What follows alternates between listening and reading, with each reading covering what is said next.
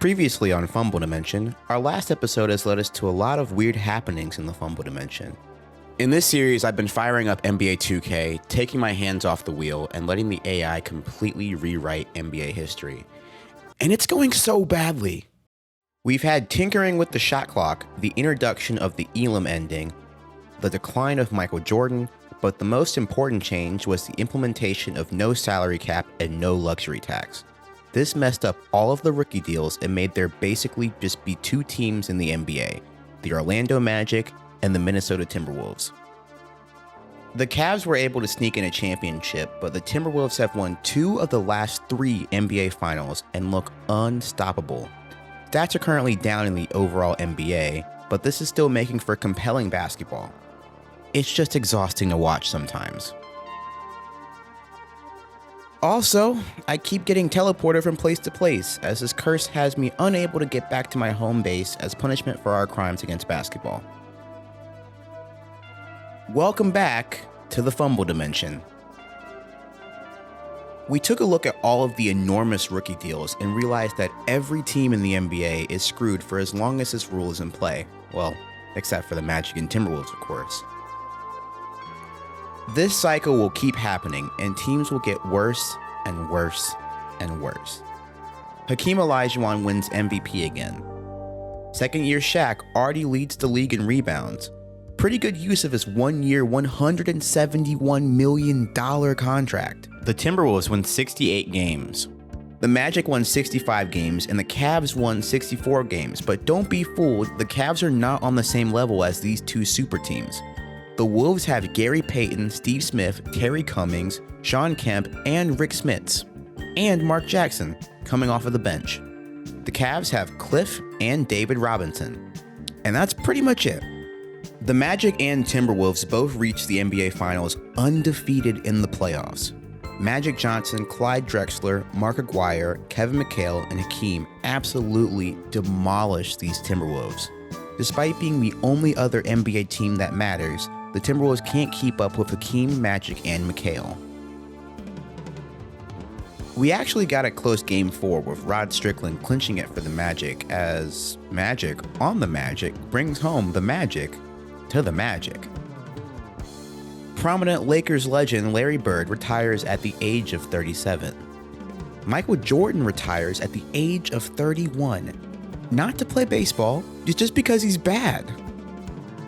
A 67 overall player in NBA 2K is not good enough to join any roster. After 9 years in the league, Michael Jordan retires without a team. Despite getting his number 23 jersey retired by the 76ers, he completely misses out on the Hall of Fame. He's just a name in a simulation now. Hakeem is the new GOAT with 5 MVPs and the chance for maybe more.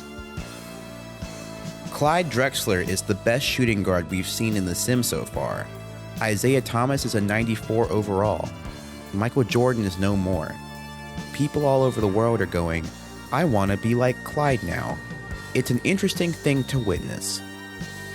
The decline of Michael Jordan is worrisome, but it also really doesn't make sense. I mean, the fact that the 76ers aren't able to put him into a unique enough lineup is interesting. Like the fact that he's the backup to Sidney Moncrief. The thing about Michael Jordan is the 16.7 points per game decline is so abrupt and so fast that it comes out of nowhere and really questions. And it really wants me to call into question the Sixers coaching staff. Like, what are they thinking? What is their game plan? What is happening? You know? I don't know what's going on. And I don't want to find out. I don't think I want to find out. Because all the answers to the sim have been really scary so far. I don't know what's going on. After the season, the league changes the shot clock to 35 seconds and adds a 5 in the key rule. The Atlanta Hawks get Jason Kidd. The Sonics get Grant Hill, and the Pistons get Eddie Jones. Magic, Shaq, Mourning, Ron Harper, and David Robinson are all free agents. This seems like a good class to balance out the league. Alonzo Mourning signs with the Blazers, Shaq is no longer on the Hornets, and Ron Harper signs with the Magic. Shaquille O'Neal decides to sign with the Minnesota Timberwolves. David Robinson does too. How'd they get both of them? I said balance the league. 5 of the top 10 highest rated players on 2K are on 2 teams now, and any other star doesn't have the supporting cast to compete. Like, how is Scottie Pippen supposed to deal with all of this? Shout out to him for not running from the grind though. I also want to note that despite rookie deals being super high still, free agency deals are still fine. After that $171 million money laundering contract, Shaq decides to sign for 4 years, $22 million. What's more troubling is that at the start of the season, there are so many free agents that can't find teams. Detlef Schrempf, Kenny Smith, even Mark Price, who led the league in scoring in 1990, all can't find a fair contract. And you can clearly see they're not asking for much. Just $2 million. Remember, Jamal Mashburn got 2 years, $319 million in 1993. Hakeem wins his 6th MVP, but notice that all of his stats are going down. The 35-second shot clock is slowing down the game of basketball to a point where the Elam-ending fourth quarters make basketball seem more action-packed. The Orlando Magic win 74 games?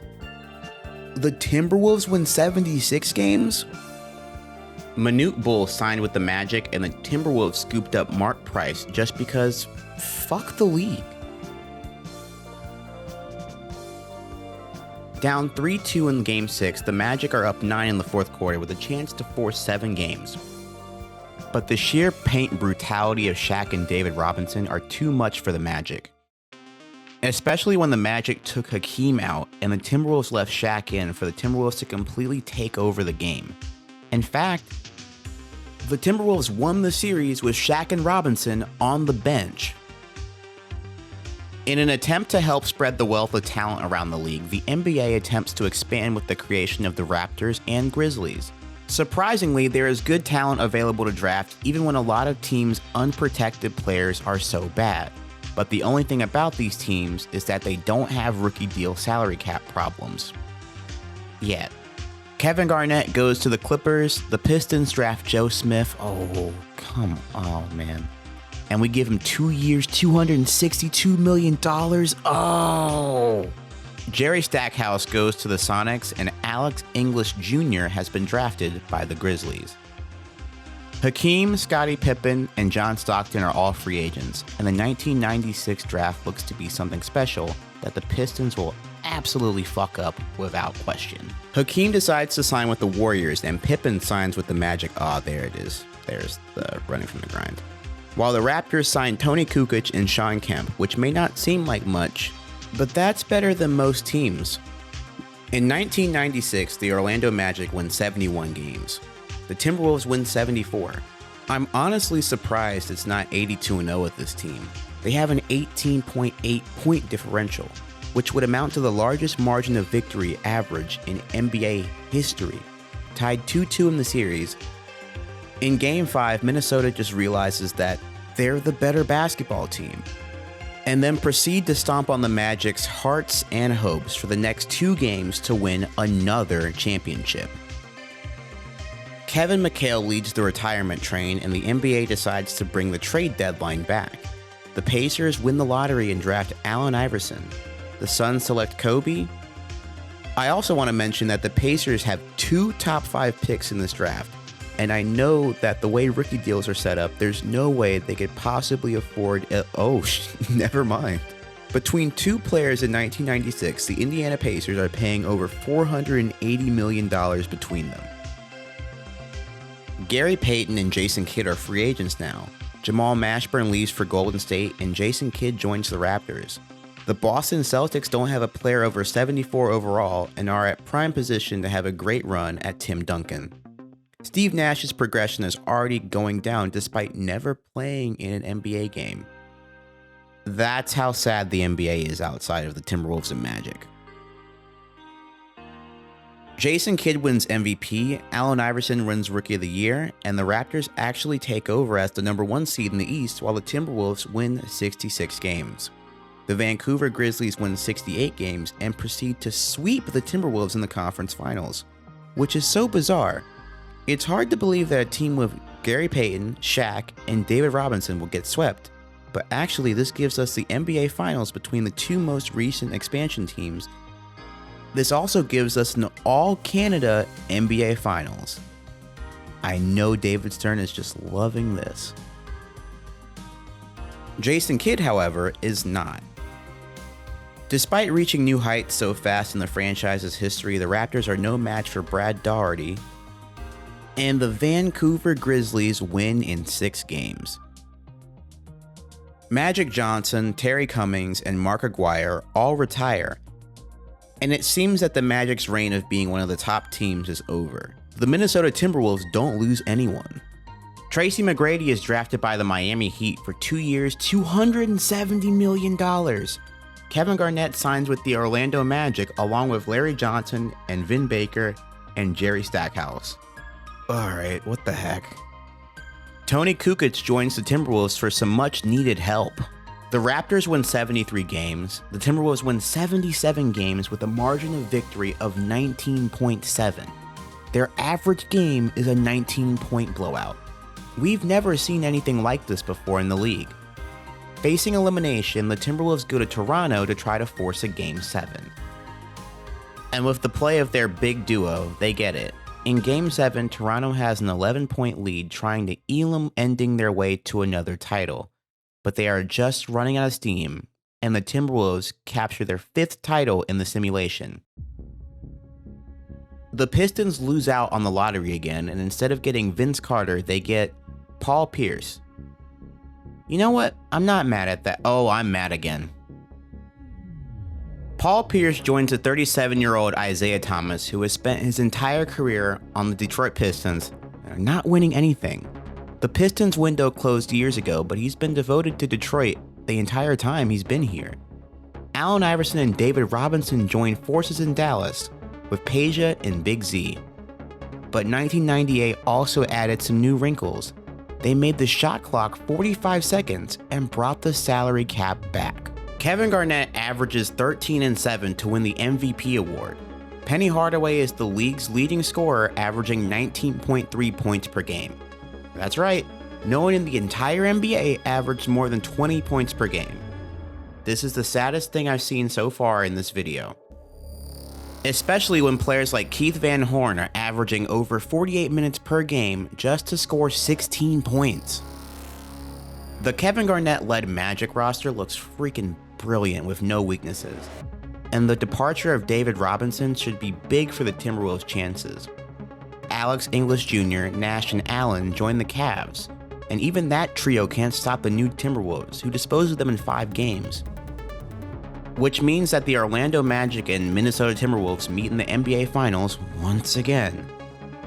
And this time, it's not even close. The Orlando Magic wiped the floor with Minnesota in a sweep thanks to Kevin Garnett 17-10 to put together a Finals MVP run for some of the ages, not for the ages, just some of them. It's a 45-second shot clock. This is some sad basketball here. Clyde Drexler and James Worthy retire along with Steve Kerr. The Suns win the #1 pick and select Manu Ginobili. Baron Davis joined Tim Duncan on the Celtics, and the Pistons pick Rip Hamilton for 2 years, $6 million.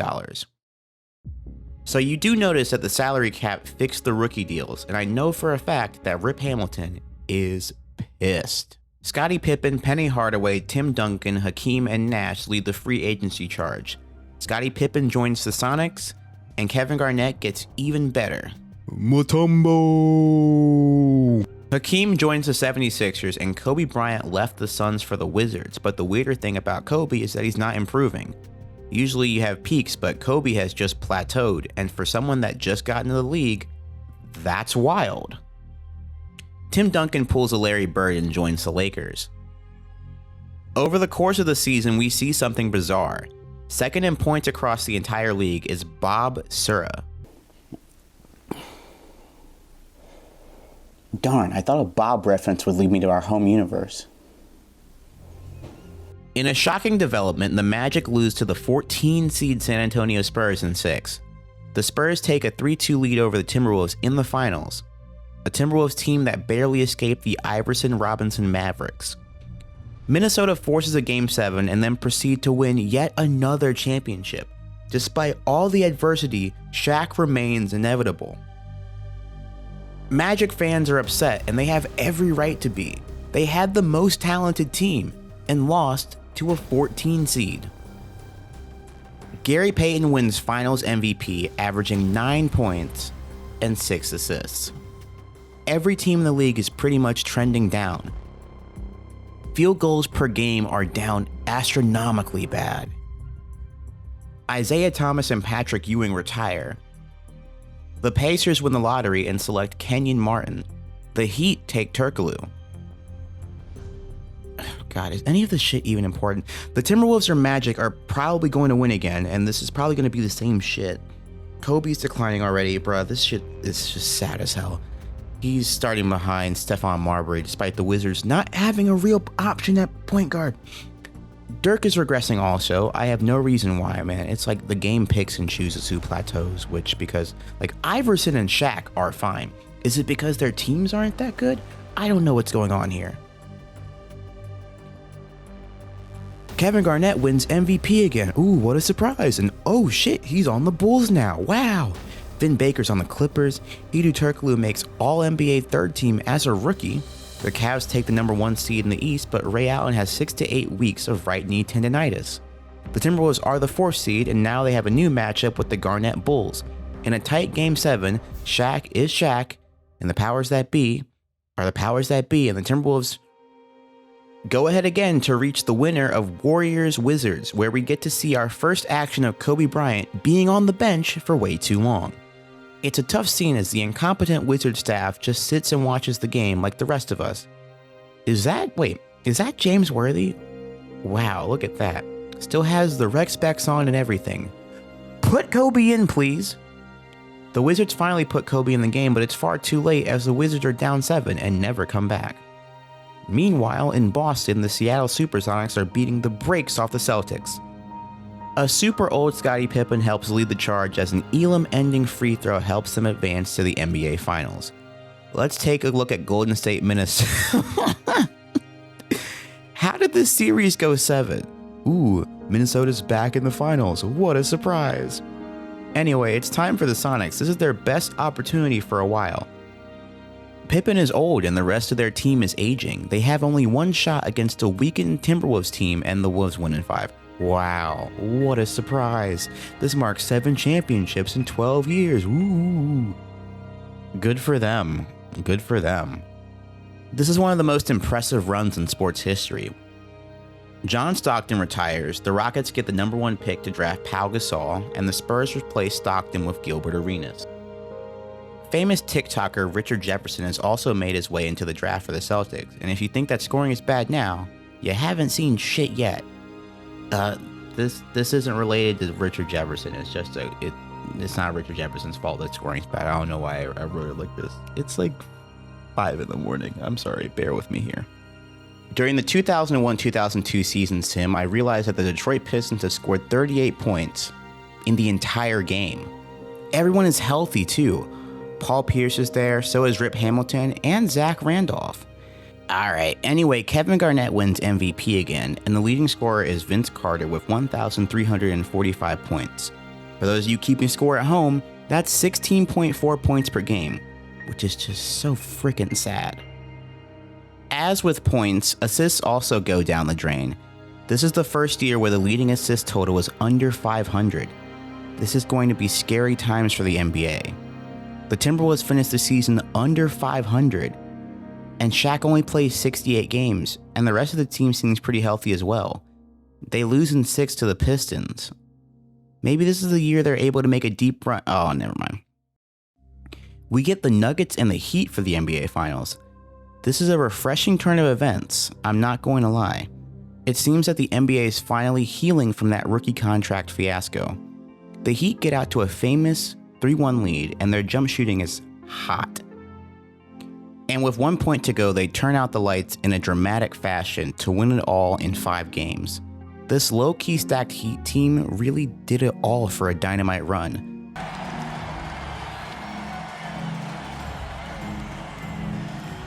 Wait, you see that guy in a Pistons jersey? Chad, you see that? What an awesome moment for him in front of his fans. Chad, you see that? To see hard work rewarded and Clip it. Someone clip that, chat. validation. Our old pal Hakeem Olajuwon and Chris Mullin retire. David Robinson does too. One thing I haven't kept track of is Defensive Player of the Year. Hakeem won it 12 times, and Shaq has won it 6 times in a row. The Suns win the lottery and they pick Amari Stoudemire to join former number 1 pick Manu Ginobili. How fitting. Yao Ming is a 76er. Carter, Iverson, Pierce, and Mourning are all big free agents. Paul Pierce resigns with the Pistons to the surprise of me. Stephon Marbury joins the Warriors. Shaq is still on the Timberwolves with a regressing Gary Payton. Dirk joins the 76ers despite not getting better. Kobe has gotten worse. Mourning joins the Hawks while the Knicks get Carter, Elton Brand, and Alex English Jr. and NBA Ballers legend Peja Stojakovic. Allen Iverson signs with the Nets. Jason Kidd breaks KG's MVP streak while Jared Dudley wins 55 games. No, the other one. The 16-seed Timberwolves get eliminated by the Sacramento Kings, who then face a fiery Pistons team that takes them to 7 games. The only thing is that the Pistons lose it, and we get a Kings-Lakers Western Conference Finals. The Kings destroy the Lakers while the Clippers fall to the Jason Kidd Raptors in 6. I'd say that the Raptors and Kings finals was an exciting one, but I'd be lying. The Raptors sweep the Kings. The winner of this iconic NBA draft is the Phoenix Suns again, and then they select LeBron James. The Heat, who get this pick from the Wizards, trade this pick to the 76ers for Dirk and Billy Owens. Dwayne Wade joins Yao Ming on the 76ers. The Utah Jazz join Chris Bosh, and Melo goes to the Mavericks. Kevin Garnett, Tracy McGrady, Tim Duncan, Steve Nash, Shaq, and Elton Brand are all free agents. Dwight Howard is in the next draft class. LeBron and Amari are joined by Darko Milicic. Steve Nash joins Jamal Mashburn and the Hornets. Manu left the Suns and joins the Magic. A 38-year-old Scottie Pippen joins the Lakers. Shaq stays in Minnesota. Penny Hardaway joins Ray Allen. Tim Duncan joins Yao Ming and Dwayne Wade. But more importantly, I forgot to mention that the NBA has ratified the 24-second shot clock. In 1994, it changed to 35 seconds, and in 1998, it changed to 45 seconds. Even though in theory you can still just play faster than the time the shot clock gives you, teams started to make the most of each possession and turned one of the fastest paced sports in the world into a product that David Stern couldn't be proud of. He's mad at whoever is voting that's trying to prevent him from turning this into his true dream of a global game. He's witnessing a league that once averaged 110 points per game in the 1987-1988 season to a measly 73 points per game in 1996. The NBA was hitting the true rock bottom in 2001 as the entire league averaged 61 points per game. It seems like the shot clock and the introduction of new teams in an already talent-lacking league also didn't help things. In 2001, the Milwaukee Bucks averaged 56.7 points per game in 48 minutes. Just for reference, the worst team in real life to do this since 1983-84 was the Chicago Bulls with 81.9 points per game in 1998-1999. Whew, buddy, that's some rough stuff you got there. Dude, you're back? Yep, I'm back, and I still see that you're here. Yeah, I'm pretty experienced in this Fumble Dimension stuff, but that Timberwolves stuff did have me nervous. I thought the world was gonna explode or something. No, that's not what happens. It gets way worse. You keep endlessly teleporting until the point where you get to forget about your entire home universe. Isn't that fun? Oh my, wait, that's way worse. What? How do you know that? How do I know this?